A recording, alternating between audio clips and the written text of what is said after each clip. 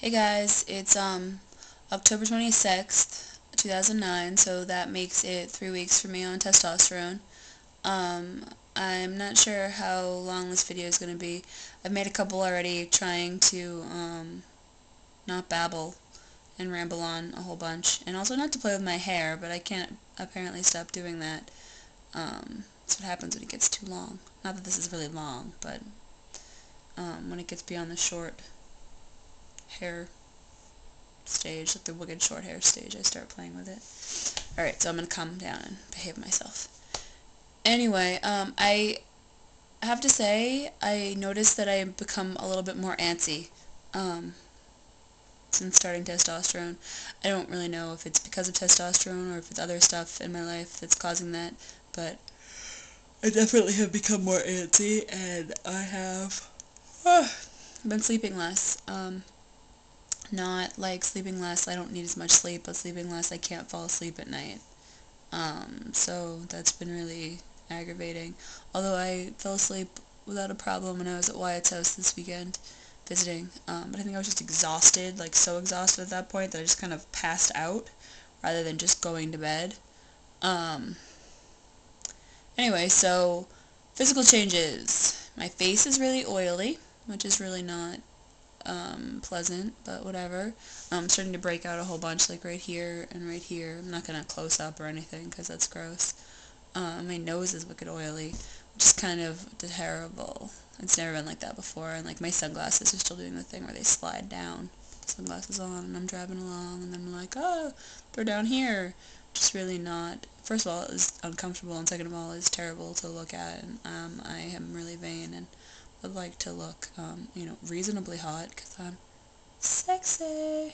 That was ridiculous. I did that on purpose, though, just so you know, so you can go ahead and laugh and think that I'm hilarious. Anyway, so physical changes, I wrote myself a little note over here. I'm not going to show you because I have my Facebook up and there's private things on there. Physical changes. I have some new hair growth on my legs. Nothing really exciting. No exciting hair growth anywhere else. Not that I would anticipate anything like here or anything yet. I don't. I'm watching for it, but I don't see anything there.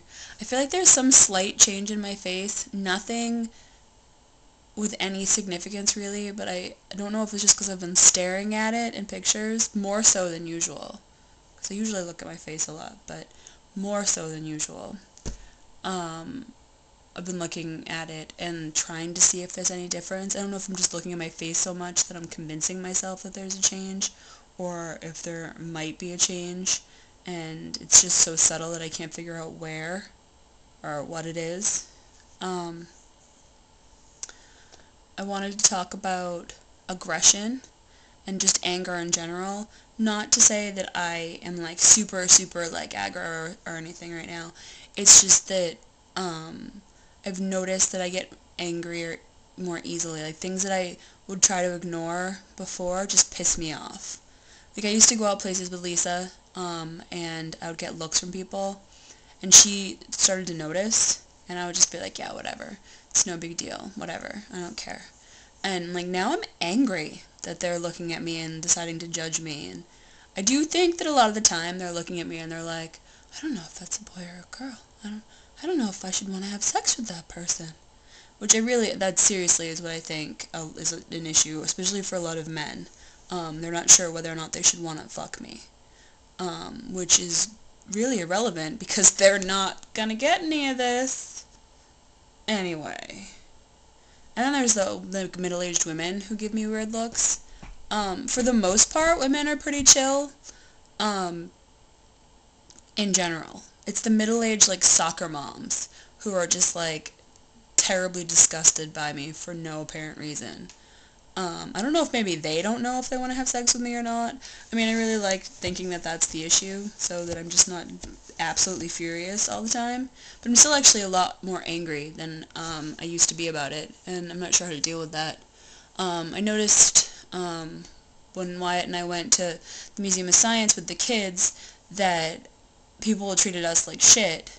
We went with our kids and with his ex and her son, and I swear people treated Wyatt and myself completely differently than they did his ex. And that's just so not okay. I just, like, basic human decency should make it so that people aren't so shitty, and yet they are. I also have a theory about how both Wyatt and myself will be treated differently as we look more and more masculine, because women especially will, be really dismissive, I noticed, of single fathers. Like, oh, you poor thing, you have no idea how to do anything, simply by virtue of gender.